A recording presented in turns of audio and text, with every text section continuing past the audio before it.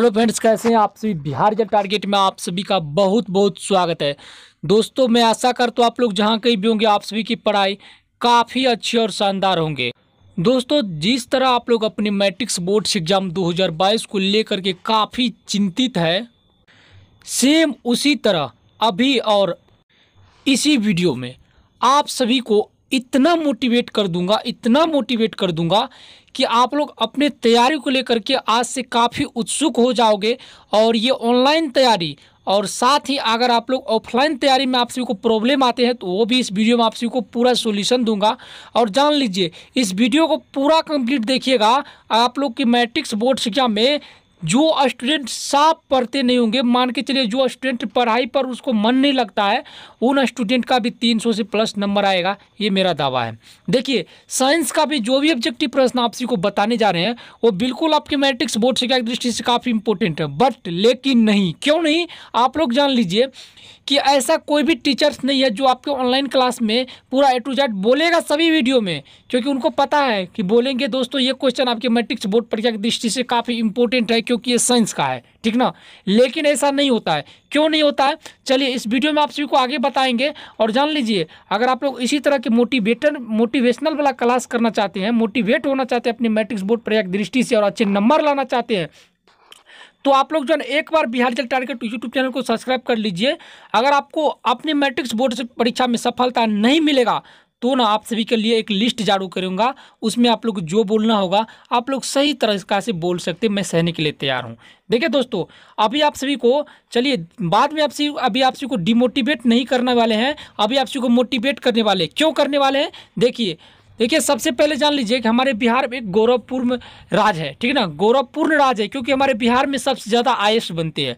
उसी तरह देखिए, इसी बात को ध्यान में रखते हुए आज आप सभी को बताने जा रहे हैं साइंस में केमिस्ट्री का काफ़ी इंपॉर्टेंट चैप्टर, जो कि आपके मैट्रिक्स बोर्ड परीक्षा की दृष्टि से काफ़ी इंपॉर्टेंट है। मेदली के तत्वों के आवर्त वर्गीकरण। देखिए, ये मैं गलत नहीं बोलूँगा, इस चैप्टर से आप सभी को 3 से 4 ऑब्जेक्टिव प्रश्न रहेगा, ठीक ना। तो चलिए देखिए, पूछेगा आपको, ऐसा पूछेगा कि मेडलिप ने अपनी आवर्त सारणी तैयार करने के लिए कौन सा मापदंड अपनाया था, ठीक ना। तो देखिए, मेडलिप ने अपने आवर्त सारणी को तैयार करने के लिए सबसे पहले जान लीजिए कि वो परमाणु द्रव्यमान को ज्ञात किया था। किसको ज्ञात किया था, परमाणु द्रव्यमान से ज्ञात किया था। इसी परमाणु द्रव्यमान के व्युत्क्रम में इनको तैयार किया था। तो आप लोग याद देखिएगा, मेडलिप ने अपने आवर्त सारणी को तैयार करने के लिए कौन सा मापदंड अपनाया था, तो आपको पूछेगा तो आप लोग याद रखिएगा परमाणु द्रव्यमान। देखिए, आपको ऑब्जेक्टिव कैसे याद होगा, जान लीजिए। देखिए, आप लोग अभी ऑब्जेक्टिव को देखिए ऑनलाइन क्लास में, एक बार इसको आप लोग अपने बुक से निकाल के देखिए, ठीक।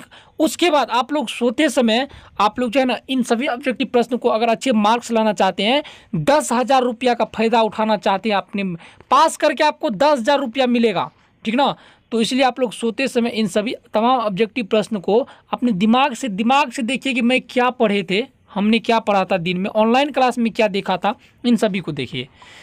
ज़्यादा प्रश्न नहीं बताएंगे इस वीडियो में, बहुत कम ही प्रश्न बताएंगे इस वीडियो में। आप सभी को पूरा मोटिवेट करेंगे, डिमोटिवेट जितना है आपके अंदर सब निकाल देंगे। आप सब जरूर पास हो जाइएगा। देखिए, अगर आप सभी को इसमें मोटिवेशन मिलता तो आप लोग जरूर कमेंट कीजिए, आपको पर डे क्लास मिलेगा 1 बजे से। जान लीजिए, कल से आपको 1 बजे इस चैनल पर आपको ऑनलाइन क्लास भी प्रोवाइड किया जाएगा, 1 बजे पर डे। अभी सब्सक्राइब कर लीजिए और 1 बजे नहीं, 1:30 में आपको मिलेगा क्लास। 1:30 से लेकर के 34 के बीच में आपको ऑनलाइन क्लास पर डे मिलेगा, क्यूज वाला। देखिए, आवर्त सारणी के किस और अधातुवी स्थित होती है, ठीक ना। जो आवर्त सारणी होते हैं उसमें किस और अधातु होते हैं, ठीक ना। आप लोग याद रखिएगा, आवर्त सारणी में बाईं और अधातु होता है और दाईं और क्या होता है, दाईं और धातु होता है, ठीक ना। ये प्रश्न आप लोग जरूर याद रखिएगा। आवर्त सारणी में के किस और अधातुवी स्थित होती है, आप लोग रखिएगा बाईं ओर। चलिए देखिए, तीसरा नंबर का प्रश्न आपके मैट्रिक्स बोर्ड परीक्षा की दृष्टि से काफी इंपॉर्टेंट है। आधुनिक आवर्त सारणी में तत्वों के वर्गीकरण का क्या आधार माना गया। देखिए, आधुनिक आवर्त सारणी जो है, इसमें जो तत्वों का वर्गीकरण किया गया था वो किस आधार पे किया गया था, आप लोग याद रखिएगा। जब भी आपको पूछेगा, देखिए प्रश्न तो ऑप्शन तो आपको 4 रहेगा, परमाणु संख्या, न्यूट्रॉन संख्या, और देखिए परमाणु द्रव्यमान और परमाणु घनत्व। तो 4 ऑप्शन तो बिल्कुल रहेगा, मगर इसमें क्या बोल रहा है कि आधुनिक आवर्त सारणी के में तत्वों के वर्गीकरण का आधार क्या माना गया था, ठीक ना। आप लोग याद रखिएगा, देखिए आधुनिक आवर्त सारणी जो तैयार किया गया था तो इससे परमाणु संख्या में तैयार किया गया था, ठीक ना। और देखिए आधुनिक सारणी और मेडलिप के आवर्त सारणी में आपको अंतर बोलेगा। देखिए इसमें जो अपना सारणी तैयार किया गया था तो ये जो है ना परमाणु द्रव्यमान के आधार पर तैयार किया था मेडलिप, और लेकिन आधुनिक आवर्त सारणी जो है ये परमाणु संख्या के आधार पर किया गया था, ठीक ना। तो ये डिफरेंट हो गया आपको। आधुनिक आवर्त सारणी तत्वों के आवर्त वर्गीकरण का आधार क्या माना गया था, तो परमाणु संख्या माना गया था। ऑप्शन नंबर यहाँ पे बिल्कुल करेक्ट हो जाएगा। देखिए किसी आवर्त में बाईं ओर से दाईं ओर बढ़ने पर कोषों की संख्या क्या होता है, घटता है, बढ़ता है, अस्थिर रहता है। देखिए किसी भी आवर्त सारणी में जब हम बाईं से दाईं ओर बढ़ेंगे तो आवर्त सारणी में क्या होता है, दाईं अधातु होता है, ठीक ना, अधातु होता है। और जब हम धातु की ओर जाएंगे, दाईं ओर जाएंगे धातु की ओर, तो स्थिति क्या रहेगा, तो स्थिति अस्थिर रहता है। ये याद रखिए, स्थिति बिल्कुल अस्थिर रहता है। चलिए हम लोग बढ़ते हैं नेक्स्ट प्रश्न की ओर। एक और प्रश्न आपको पूछेगा मेरे दोस्तों, आपको पूछेगा आवर्त सारणी के 18वें समूह में स्थित तत्व कहे जाते हैं, क्या कहे जाते हैं। आवर्त सारणी के 18वें समूह में जो स्थित तत्व होते हैं वो क्या कहे जाते हैं, काफी इंपॉर्टेंट प्रश्न है। देखिए आवर्त सारणी के 18वें समूह में जो स्थित तत्व होते हैं बिल्कुल निष्क्रिय तत्व होते हैं, वो किसी से अभिक्रिया नहीं करते। जैसे हीलियम हो गया आपको, इसी तरह हीलियम, और आपको एक और गैस होता है, सबसे मान्यता सबसे ज़्यादा रखता है हीलियम, हीलियम प्रचलित है ये ना। आवर्त सारणी के 8वें समूह में स्थित तत्व कहे जाते हैं तो ये हीलियम निष्क्रिय तत्व हो जाएगा, ठीक ना। तो देखिए दोस्तों इसी तरह आप लोग याद रखिए किसी भी तत्व की संयोजकता कैसे निर्धारित की जाती है, काफ़ी इंपॉर्टेंट प्रश्न है। किसी भी तत्व की संयोजकता कैसे निर्धारित की जाती है, देखिए प्रोटॉन इलेक्ट्रॉन की संख्या से, प्रोटॉन की संख्या से, न्यूट्रॉन की संख्या से, इनमें से सभी, काफ़ी महत्वपूर्ण प्रश्न है। सबसे पहले जान लीजिए किसी भी तत्व की संयोजकता जब हम निर्धारित करेंगे, ज्ञात करेंगे, तो उसके लिए हमको इलेक्ट्रॉन की संख्या, उस तत्व की इलेक्ट्रॉन की संख्या हमको मालूम रहना जरूरी है। तो ये यहाँ पे ऑप्शन नंबर यहाँ पे एक करेक्ट हो जाएगा, इलेक्ट्रॉन की संख्या से। देखिए आधुनिक आवर्त सारणी में परमाणु साइज को क्या, परमाणु साइज से क्या पता चलता है, क्या पता चलता है, तो परमाणु की त्रिज्या पता चलता है परमाणु से, परमाणु के साइज से। ऑप्शन नंबर बी यहाँ पे करेक्ट हो जाए। आधुनिक आवर्त सारणी में परमाणु साइज से क्या पता चलता है, परमाणु की त्रिज्या पता चलता है। देखिए ऑप्शन नंबर बी के सामने करेक्ट हो जाएगा। और देखिए काफी इंपॉर्टेंट सब प्रश्न है, मेडलिप का जन्म कब हुआ था, ये प्रश्न आपके मैट्रिक्स बोर्ड पर काफी इंपॉर्टेंट है। देखिए जान लीजिए आप लोग कि मेडलिप का जन्म 1834 में हुआ था। यहाँ पे ऑप्शन नंबर एक करेक्ट हो जाएगा, जरूर याद कर लीजिएगा।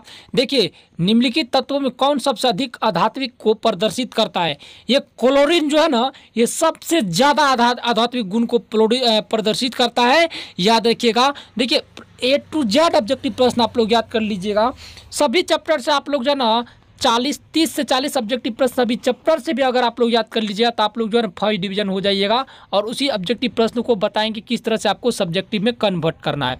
देखिए निम्नलिखित में से कौन अधिक अभिक्रियाशील है जो कौन है, ठीक ना। निम्नलिखित में सबसे अधिक अभिक्रियाशील गैस कौन है, ठीक ना। यहाँ पे कौन है सबसे अधिक अभिक्रियाशील, यहाँ पे देखिए ना कुछ प्रॉब्लम हो जाता है टाइपिंग में। तो देखिए कौन सबसे अधिक क्रियाशील है, देखिए तो फ्लोरीन है, क्लोरीन है, आयोडीन है, ब्रोमीन है, ठीक ना। देखिए सबसे अधिक अभिक्रियाशील यहाँ पे तो कोई तत्व धातु नहीं पूछ रहा है, फ्लोरीन है, क्लोरीन है, आयोडीन है, ब्रोमीन है, काफ़ी इंपॉर्टेंट प्रश्न है। देखिए सबसे अधिक जो अभिक्रियाशील जो है ये हेलोजन कौन है, यहाँ पे जो है ना सबसे अधिक अभिक्रियाशील हेलोजन कौन है, तो आप सब देखें सबसे अधिक अभिक्रियाशील हेलोजन फ्लोरीन है। देखिए यहाँ पे काफी इंपॉर्टेंट प्रश्न, आवर्त सारणी के समूह एक के तत्व कहे जाते हैं, क्या कहे जाते हैं, समूह एक के तत्व क्षारीय धातु कहे जाते हैं, याद रखिएगा। ऑप्शन नंबर सी करेक्ट हो जाएगा। देखिए आवर्त सारणी में कितने आवर्त होते हैं, काफी इंपॉर्टेंट प्रश्न, आवर्त सारणी में कितने आवर्त होते हैं, मेडलिप के आवर्त सारणी में कितने आवर्त होते हैं, काफी इंपॉर्टेंट प्रश्न। आधुनिक आवर्त सारणी में कितने आवर्त होते हैं, ये प्रश्न आप लोग जरूर याद कर लीजिएगा। देखिए आवर्त सारणी में कितने आवर्त होते हैं, देखिए आवर्त सारणी में 7 आवर्त होते हैं। देखिए यहाँ पे ऑप्शन नंबर यहाँ पे करेक्ट हो जाएगा।